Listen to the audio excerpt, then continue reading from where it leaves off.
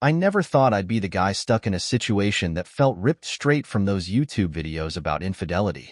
You know the ones, people watching just to get a little thrill, thinking, that could never happen to me. Well, here I am, right in the middle of it. It all kicked off the day I received this strange envelope in the mail. What stood out immediately was that it didn't have a return address, but there were two stamps up in the corner, almost like someone was trying too hard to keep things anonymous. The handwriting on the front made me pause. I figured it might be from an old military buddy trying to reconnect after all these years. So, I opened it up. The letter inside was addressed to Mr. Unknown, which I'll use instead of my real name here.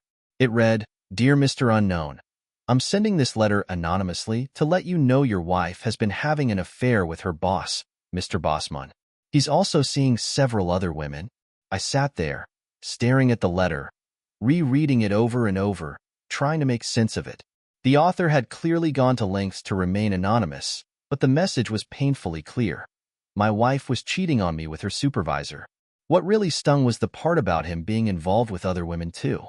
I'd seen this guy before when I dropped her off at work. A tall, 6 feet 4 inches or 6 feet 5 inches dude, bald, and honestly, not much to look at. He was out of shape, like a heavier version of Gollum. And truthfully, he didn't even seem like my wife's type. Just to give you a bit of background, back when I was in the military, I used to focus a lot on endurance training. But about 6 months before I left, I started hitting the weights, mainly because I was sick of feeling drained after every workout.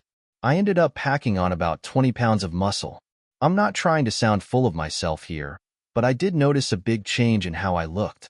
I wouldn't say I suddenly became some heartthrob, but at 5 feet 9 inches, I did start to catch more attention from women, even if it was subtle.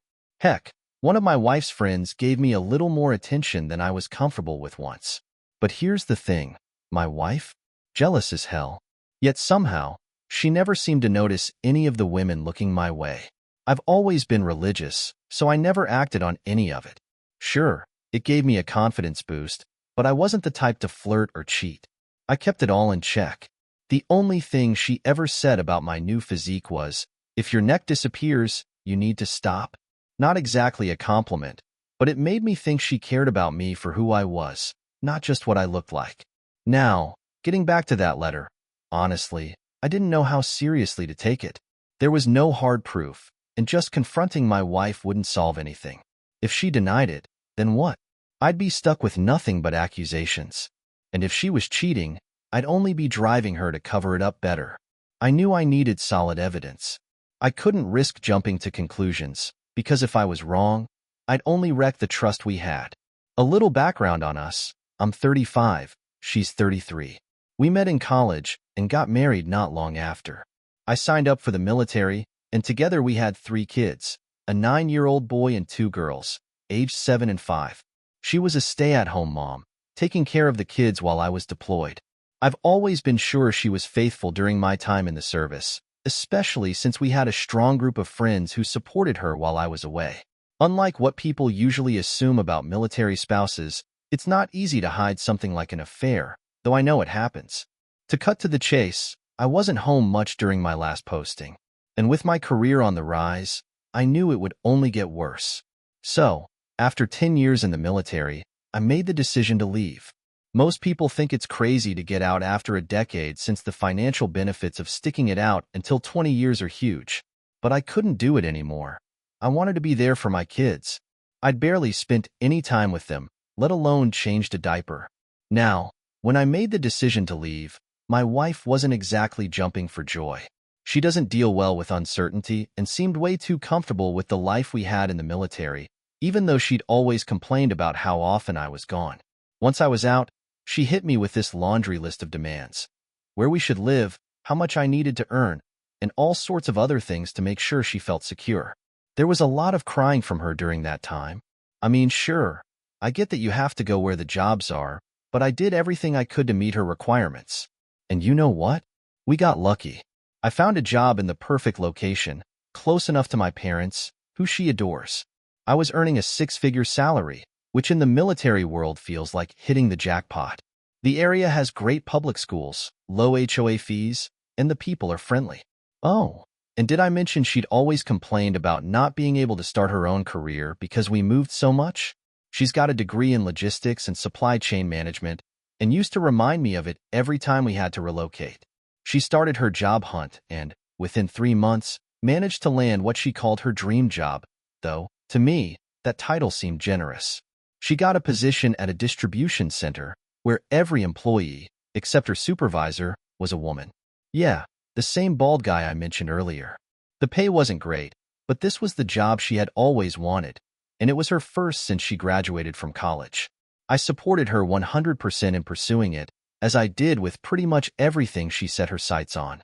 She even admitted later on that I was always there for her. But since getting that anonymous letter, I've been trying to figure out if there was any truth to it. If someone really wanted to expose her boss's behavior, why not go to HR? Why involve me? Despite my doubts, I kept a close watch on her, trying not to show it. I knew her phone's password, so naturally, I checked her messages. There were a few texts from her boss, but they were nothing out of the ordinary, just basic work-related stuff, and they didn't even text that often. That letter nagged at me for days, but there was nothing I could pin on her. She'd been at that job for about 5 months, and the only noticeable change was our intimacy. For the last 2 months, she'd been turning me down, saying she was either too tired or stressed from work. But I couldn't exactly accuse her of cheating just because she wasn't in the mood. I mean, life gets exhausting, right? I spent 2 weeks searching for any kind of proof, but I came up empty. Still, I couldn't shake the feeling that something was off. I found myself wondering about the person who sent the letter. Could it have been a prank?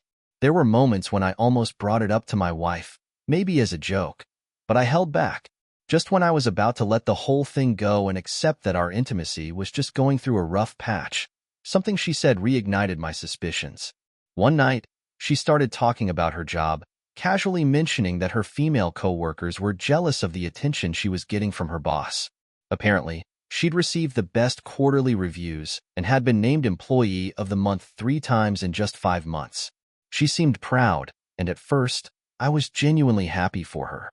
This was her first real job, after all, and she deserved some recognition. But the letter wouldn't leave my head. Her comment triggered a whole new round of doubt. Was one of those jealous coworkers the one who sent me that letter? And why were they so envious of her in the first place? I know it's common for women to feel competitive at work, but this felt like something more. Once again, I was suspicious, and the idea of hiring a private investigator crossed my mind. But at the last minute, I decided against it. I didn't want to waste money on a hunch without any real evidence to back it up. Her texts were clean. The only things bothering me were the letter, her lack of interest in intimacy, and her sudden passion for her job. That was hardly enough to go on, right? So, instead of hiring someone right away, I took a different route. I bought a GPS tracker online. It was one of those you can plug into the OBD port under the steering wheel. I was nervous about it because it wasn't exactly discreet, but my wife isn't tech-savvy. I figured if she noticed it, I could easily make up some excuse about it being for car maintenance. I mean, she never questions the stuff I do with the car anyway. Would I recommend this tracker for covert operations? Probably not. But at the time, I was desperate. That Friday, I was eager to see what the GPS might reveal. Around lunchtime, I checked the app and saw her car was parked in a location that didn't make sense. It wasn't her office, the grocery store, or our kids' school. It was on the opposite side of town, a place we almost never go. I Googled the address and found out it was a hotel. My heart sank.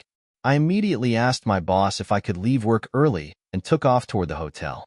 It was about 35 miles from my job, and with every mile closer, my mind raced.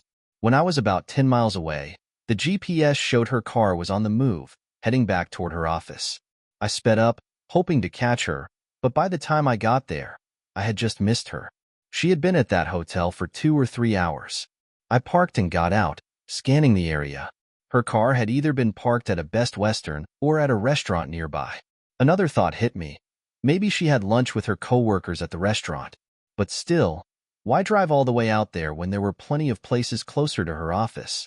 It wasn't like she had some deep love for Golden Corral that would make her drive 27 miles for lunch. I drove home that day feeling completely defeated, filled with questions but still without any answers. She noticed something was off when I walked through the door, but I brushed it off, claiming I'd had a rough day at work. I didn't want to confront her yet. I still didn't have enough to go on, but my suspicions were getting harder to ignore. Finally, I caved and decided it was time to hire a private investigator. I couldn't keep sneaking around with the GPS tracker or taking off from work to chase her down. So, the next day, Saturday, I found a guy online, a Craigslist investigator. He wasn't licensed, just some guy with a good camera and an hourly rate of $1.25. I figured he was better than nothing and hired him to follow her during her lunch breaks. He wasn't expensive, since he only worked for a couple of hours a day, but I figured it was worth a shot. The private investigator, as part of the deal, also installed a GPS tracking app on his phone, so he could monitor my wife's movements right alongside me. I filled him in on what had happened at the Best Western and Golden Corral, showing him the location and telling him to keep an eye out. The first few days, Monday through Thursday, were uneventful. Everything seemed normal, routine even. But then Friday rolled around, and that's when things took a turn. He texted me that my wife was driving back toward that Best Western location. He was tailing her, and I opened up the app to confirm it for myself. Since he already knew where she was heading, he actually got there before her. I sat at work, glued to my phone, watching as her car stopped at the hotel. She went inside, alone. The investigator didn't waste any time. He snapped a few photos of her walking into the hotel and followed her in. He knew her boss's face from my description and had even noted the car he drove. Inside the hotel lobby, he discreetly recorded her stepping into the elevator. In a risky move, he joined her in the elevator, which could have blown his cover if she had recognized him. But I guess when you hire someone for $1.25 an hour, you don't get high-level espionage. She got off on the third floor, and he recorded it, though he didn't follow her out. Instead, he went back to the lobby to wait. About 3 hours later, he saw her boss step out of the elevator, head over to the front desk, check out of the hotel, and make his way to his car. The investigator captured every moment on video. 10 minutes later, my wife appeared from the same elevator, headed straight for her car, and he recorded that, too. There it was, my worst suspicions confirmed. She was cheating on me with that bald loser. I had all the evidence I needed. The investigator sent everything, the videos, the photos, straight to my Dropbox. I pieced them together into a neat little 30-minute video, added that anonymous letter for extra effect, and waited for her to come home. Now, if you're wondering how I was feeling at that moment, I'll be honest. I wasn't even angry anymore.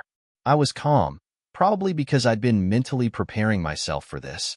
By the time she got home, I was ready. I called her into the kitchen.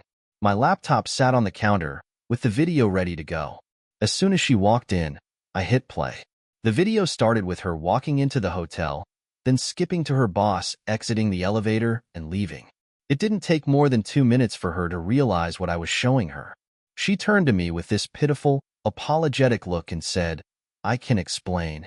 Tears started welling up in her eyes as she repeated, "I'm sorry." I wasn't interested in her excuses, so I told her to shut up and keep watching. She tried to turn around and explain, even reaching out to stop the video, but that only fueled my anger. At that moment, I grabbed her by the back of her hair, pulling her head toward the laptop. "You know what you did," I growled, forcing her to keep watching as she sobbed.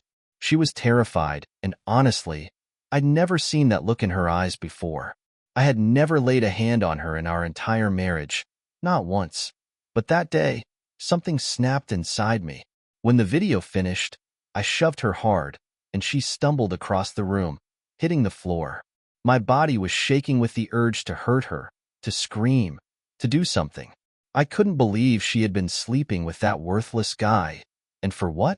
Just 5 months into her new job, and she was already throwing away our marriage. I yelled at her, calling her out for cheating, and she just sat there on the floor, crying, trying to tell me it was only that one time. I didn't believe her for a second. I demanded she tell me how long it had been going on. Through her sobs, she admitted it had been 2 months. She swore up and down that she didn't care about him, that the sex meant nothing, and she couldn't even explain why she did it. That made me lose it. I yelled at her again, threatening her to keep talking or I'd make her regret it. She spilled everything. She wasn't even attracted to him. She just wanted him because other women in the office were interested in him. It was like some twisted competition. I couldn't wrap my head around it. My wife, the woman I had built a life with, was cheating on me with a guy who looked like Gollum, all because other women wanted him to? It was pathetic. I couldn't believe she had forgotten about our marriage, about me, while fooling around with that guy and denying me intimacy for months. What kind of sick world were we living in where this made sense? She was more concerned with winning some kind of workplace contest than with her own husband. I was beyond angry. There aren't even words to describe how I felt. That night, I called her every derogatory name I could think of and told her I never wanted to see her face again. I threw her out of the house because I couldn't stand the sight of her. She wanted to stay with a friend, but I didn't care where she went as long as she wasn't near me. That night was one of the hardest I've ever had. I had to take care of the kids, feed them, put them to bed, and I didn't even know where anything was in the house. She had always handled that. It was a mess, and I was barely holding it together. I was running around like a chicken with its head cut off, trying to figure out how to keep it together while my 5-year-old was crying. The thought of calling my wife crossed my mind more than once. She had always been the stay-at-home mom, deeply involved in the kids' lives, while I was the breadwinner. We used to feel like a solid team. She handled the house, I handled the bills. But now, she had destroyed all that over some petty competition with other women, forgetting that she had a husband and family. Her behavior seemed so childish, even embarrassing. Apparently, the women at her job, some of them married too, were all throwing themselves at this guy, Gollum. Grown women, acting like immature schoolgirls, vying for the attention of a man who barely resembled one. It was ridiculous. I couldn't shake the feeling that one of these women, possibly bitter and jealous, was the one who sent me that letter. I mean, why else would anyone compete over such an unattractive guy? This situation disgusted me. That man had turned their workplace into some kind of soap opera, exploiting these women, turning their jobs into something shameful. I wanted a divorce. I wanted her to face the consequences of betraying me. But the truth was, I'd been relying on her to keep the house running smoothly, so I knew it wouldn't be an easy transition. Since yesterday, my unfaithful wife had been blowing up my phone with texts and calls, begging to come home. I barely slept that night, and to top it off, I had to get up early for work. She knew the house better than I did. Where everything was kept, the kids' routines, their medications. My 7-year-old daughter has allergies and is really picky, something my wife handled like a pro. And my 5-year-old? She's not exactly easy either. After dropping the kids off at school, I left work early to pick them up. Honestly, it wasn't as bad as I'd expected, but I was worn out. Still, throughout the day, I ignored my wife's attempts to reach out. That evening, I finally caved and told her she could come back home. To my surprise, she didn't come alone. Her older sister came with her, which told me she was probably scared to face me by herself. Her sister lives 90 miles away, so I knew my wife must have confided in her about everything. I wasn't sure if she told her about the cheating, but either way, she brought her for backup. Her sister, well, we've always gotten along fine. In fact, she's a lot like my wife, almost her twin in looks, but with more maturity and sense. She married young, divorced now, and has always been the more responsible one. I've always appreciated her, and as much as I wasn't in the mood to deal with my wife, I was at least glad to see a friendly face. I thought her sister would automatically take her side. Blood is thicker than water, right? But she pulled me aside and told me she wasn't here to support my wife. She had come for the sake of the kids. She acknowledged that my wife could be immature and suggested we try an in-house separation, at least for the children's benefit. Her words calmed me down more than I expected. She had a way of making sense of things, even when I was angry and bitter. I glanced over at my wife, who was sitting in the corner, her face red and swollen from crying. She couldn't even look at me, which, strangely, brought me some satisfaction. She was finally realizing the weight of her betrayal, and seeing her like that, broken and remorseful, was a small comfort. When the kids ran out to greet her, the tension in the room melted a bit. Seeing her with them softened something in me. She was always a great mom, even if she'd failed miserably as a wife. Our place wasn't huge, just a 3-bedroom apartment. I told her she and her sister could sleep in the guest room while the kids stayed in their room. Later that night, After putting the kids to bed, she came out of the guest room and started making dinner while I sat on the couch, watching TV with her sister. Her sister kept the conversation going, probably trying to distract me or make everything seem a bit more normal. I could tell that, deep down, I wanted things to go back to normal too. I was tired, exhausted, really, taking care of the kids on my own, managing my job, all without my wife's help, was wearing me down. Her sister was chatty, and it felt like a relief just to focus on something else for a while. While my wife was busy in the kitchen, her sister mentioned she'd leave the next morning unless I needed her to stay longer. I thanked her, but told her I was likely heading for a divorce. I couldn't look at my wife the same way or even think about trusting her again.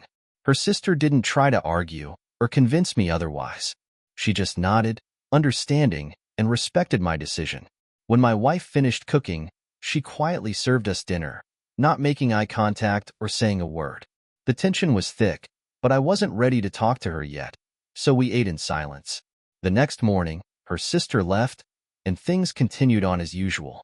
I still wasn't speaking to my wife, and I noticed she didn't seem to be getting ready for work that day. I didn't bother asking her about it.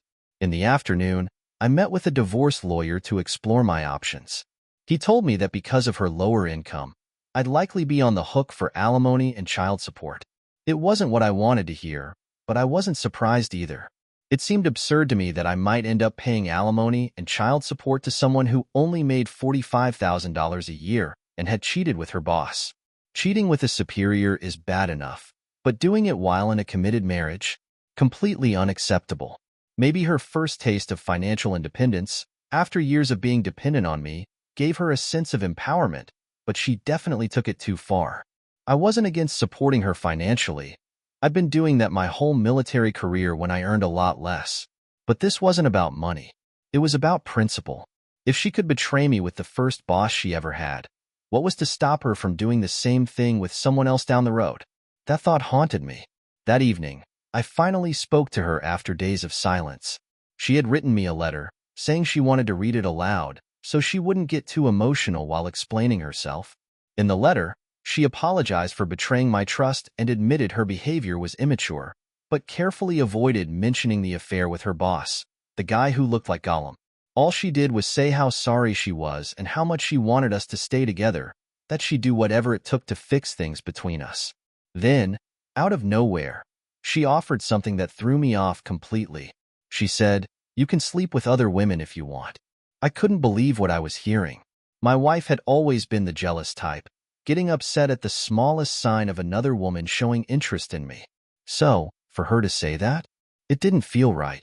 It felt like a weak attempt to ease her own guilt by giving me permission to do the same thing she had done.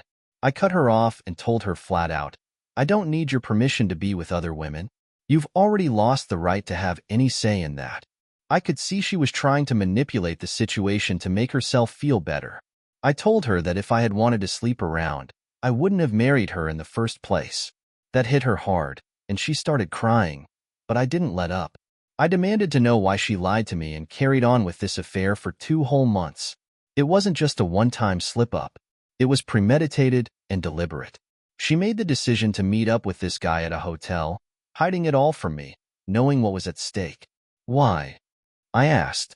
What was worth risking everything we built together? I told her I had already made up my mind. We were getting a divorce. No amount of tears or apologies could change that. No matter how physically attractive she was, I couldn't bear the idea of sleeping next to her after what she had done. She kept asking, "Why are you being so cruel to me?" The truth is, I treated her like a queen from the day we got married. I never raised my voice, never mistreated her. I spoiled her, let her make most of the decisions at home, and gave her control over everything. She had grown used to that, expecting me to always be the nice guy. But maybe that's what drove her into the arms of the first man who ordered her around. Maybe she thought I'd still be that nice guy, even after she slept with her boss. It was unbelievable. And then she told me something else. She said she had quit her job. She couldn't stand to be there anymore, couldn't face seeing her former boss after what happened. She admitted she had everything with me, but somehow threw it all away just to fit in with her coworkers. She claimed she wasn't even sure how things escalated to sex with him. I couldn't stop wondering how a guy who looked like Gollum could make her forget her vows. I kept pressing her, asking why she'd fallen for him. She struggled to give me an answer. She admitted she had been asking herself the same question, trying to figure out how she let it happen and why she kept going back to him. She was honest about one thing. It wasn't the sex. In fact, she sarcastically said it definitely wasn't because of his looks. The only explanation she could come up with was that he was articulate, always had the right words, and somehow his authority made him more attractive in the eyes of all the women at work. Everyone was trying to impress him, which made him seem more desirable. As she talked, all I could think about was how much I wanted to ruin this guy's life. I told her right then and there that I was going to expose him. At that moment, she became surprisingly agreeable, telling me she'd do anything to make me happy, even if we were heading for a divorce. She couldn't stand seeing me so furious with her. I told her I wanted to destroy this Gollum's life. It wasn't just her who had made a mistake. This guy had taken advantage of her, and now it was time for him to pay the price for wrecking my family. She didn't argue. Instead, she gave me all the information I needed. She told me where he lived and even gave me his wife's name. Then, I asked her the one thing that had been bothering me. How had they managed to communicate without leaving any traces in her text messages? That's when she revealed that they had been using her work email's messenger system to stay in touch, hiding their affair through the company's own communication tools. I pushed my wife to log into her work messenger and show me the messages between her and her boss. She hesitated, claiming it would only make things worse and feared I might harm her if I saw what was in them. I kept pressing, but she refused, saying that since we were headed for divorce anyway, she'd show me everything after it was finalized. I didn't want to wait, but there wasn't much I could do in the moment. A few days later, I managed to track down Gollum's wife. By the way, this guy was 51 years old, and his wife was 48. I did a bit of digging and found out where they lived. He had 4 kids, the youngest being 12. I made an extra copy of the video, the one showing my wife and her boss at the hotel, and saved it onto a thumb drive. Then I headed to his house, knowing he'd still be at work, probably busy with another one of his employees. When I knocked on the door, his wife answered. It seemed like she was the only one home at the time. I told her everything, who I was, what had happened, and handed her the flash drive with all the evidence, along with a copy of the anonymous letter I'd received. She looked shocked but didn't seem entirely surprised. Apparently, she had received a similar letter but chose to confront her husband about it. He had, of course, denied everything, saying the women at work were lazy and hated him because he made them do their jobs. He'd convinced her that they were trying to ruin his life, and she had bought into his lies. She never considered hiring a private investigator or digging deeper into his behavior. She thanked me for coming forward, said she appreciated my service to the country, and we exchanged contact information before I left. I'm not sure if they ended up divorcing or separating, but at least now she knows the truth about the kind of man she's married to. Last week, I took all the evidence I had, videos, photos, the confession from my wife, and handed it over to the HR department at his workplace.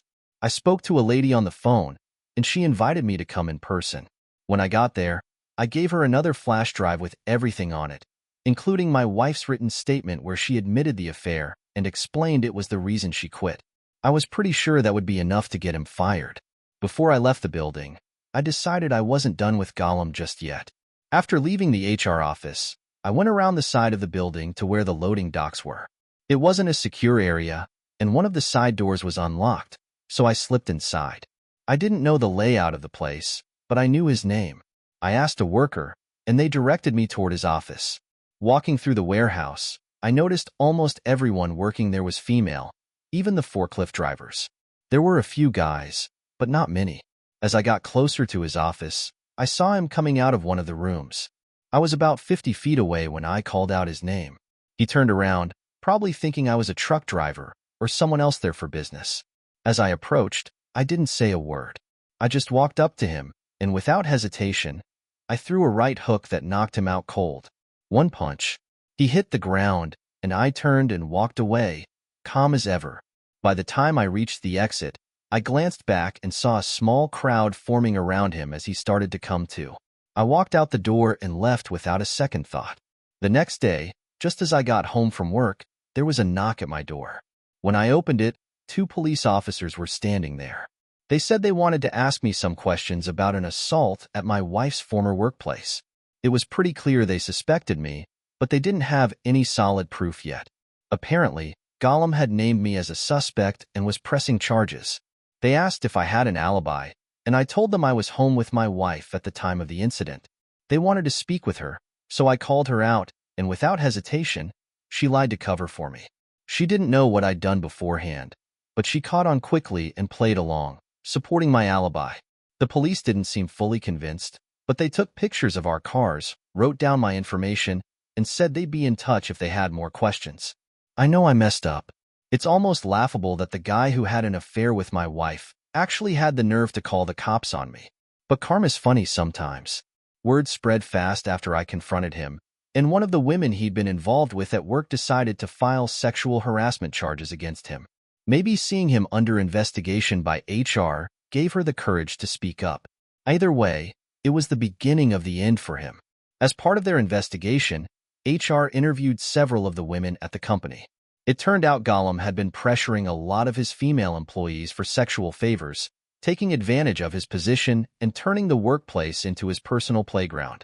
I might have acted impulsively, but at least now the truth was out. It wasn't just about revenge anymore. He was finally facing consequences for the mess he created. Most of the women who had been involved with Gollum initially refused his advances, but some went along with it, driven by fear or intimidation. It reminded me of the Harvey Weinstein scandal, where some women complied to get ahead but later portrayed themselves as victims once legal trouble hit. Regardless, I felt some satisfaction with the way things were unfolding.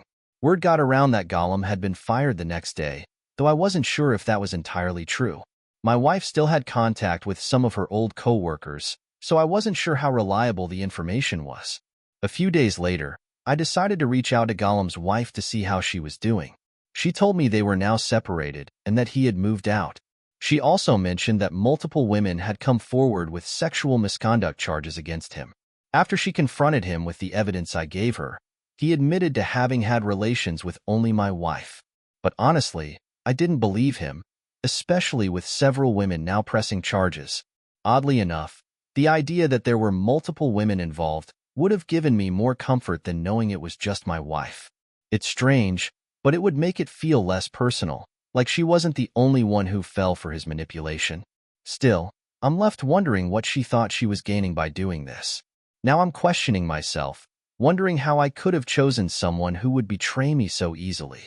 If she gave in so quickly to this affair, how could I ever trust that she was faithful while I was deployed with the military? Writing this down now, it's hard to describe how devastated and depressed I feel. I've been reading posts about surviving infidelity, looking for some comfort and reassurance that I'm not the only one going through this. I've even talked to my brother, who suggested I see a therapist because of the state I'm in. The VA covers therapy, so it wouldn't cost me anything financially, but I'm hesitant. The idea of opening up to a stranger, even a professional, makes me uncomfortable. Yet here I am, sharing my story with a bunch of strangers online. It's strange how this feels a little therapeutic, getting feedback from anonymous people and hearing different perspectives. Right now, I'm still living under the same roof as my wife, but we've been in separate bedrooms since D-Day. Her sister has been visiting more often, and things have somewhat settled into a routine. My wife is trying her hardest to please me, but we haven't been intimate since I found out about the affair. And honestly, I have no desire to be with her in that way. I've been dragging my feet on the divorce, and the longer I wait, the more comfortable I get with the idea of her filling the wife and mother role again, even though I know it's not sustainable.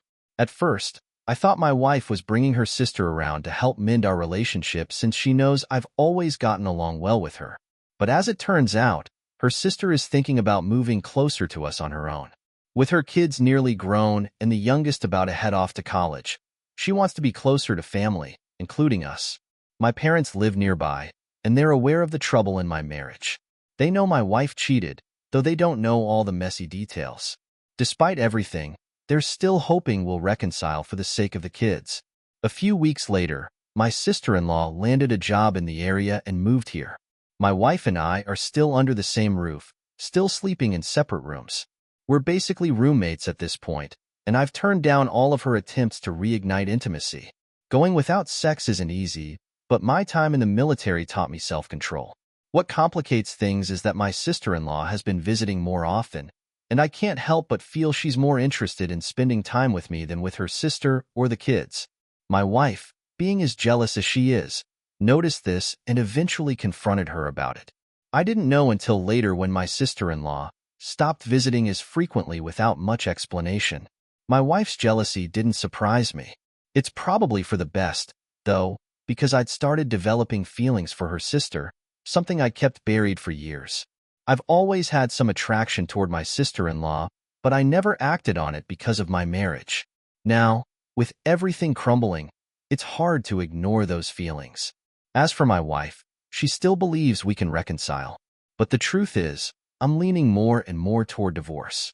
It's impossible for me to see a way forward when I can't bring myself to trust her again. Trust is the foundation of any relationship, and once it's gone, what's left? She had an affair for 2 months, during which time she denied me intimacy, and in my eyes, that's unforgivable. My wife seems to think there's still hope, and I've noticed she's been putting extra effort into seducing me. She started wearing these lacy nightgowns around the house, often without underwear or a bra. She knows my weaknesses, and unfortunately, it worked. One night, we ended up together in the kitchen, of all places. Here's how it went down. I was grabbing something from the fridge, probably a beer, and I saw her leaning against the counter, her back to me, cutting up fruit for the kids' school lunches. Something in that moment just got to me. She knew what she was doing, and I fell right into her trap. She was wearing nothing but a sheer lace robe. No panties, no bra. I had been trying to resist all night, but after watching her parade around the house in that outfit, I was already worked up. As she leaned against the counter, her back to me, I gave in. I walked up behind her, put my hands on her hips, and pulled her close. It didn't take long before I guided her into a standing position, lifting her lace robe as things escalated quickly. What happened next was unlike anything we'd experienced in our entire marriage. It wasn't slow or tender like our usual lovemaking. It was raw, primal, driven by weeks of pent-up frustration. To my surprise, she responded intensely, climaxing faster and with more intensity than I'd ever seen in our 10 years together. I didn't know if I was imagining it, but her reactions were new to me, completely different from the quiet, slow sex we used to have. The only reason we stopped was because she got too loud, and we heard the kids stirring in their rooms. We both froze as they started to come out. I should have suggested we continue in the bedroom, but instead, I retreated to the bathroom to finish by myself. That night left me confused. I had a quick, unexpected encounter with my unfaithful wife, and it revealed something I hadn't known about her. She enjoyed rough, aggressive intimacy. It shocked me because, after all these years, I thought I knew her inside and out. Before I met her, I hadn't been with many women, and I had been faithful to her throughout our entire relationship. It suddenly felt like I was married to a stranger. Throughout our marriage, I'd let her take the lead in the bedroom, paying attention to what I thought were her desires. I'd even read books on how to please a woman, focusing on listening to her body's cues, doing what I thought was right.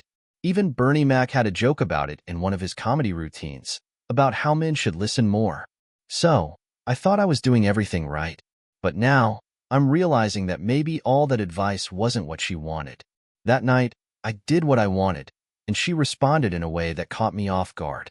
It made me wonder if I had been blind to what she truly desired all along. Maybe she liked being controlled. Maybe she wanted someone to take charge, and I had missed all the signs. I was raised to be polite, gentle, and respectful toward my wife.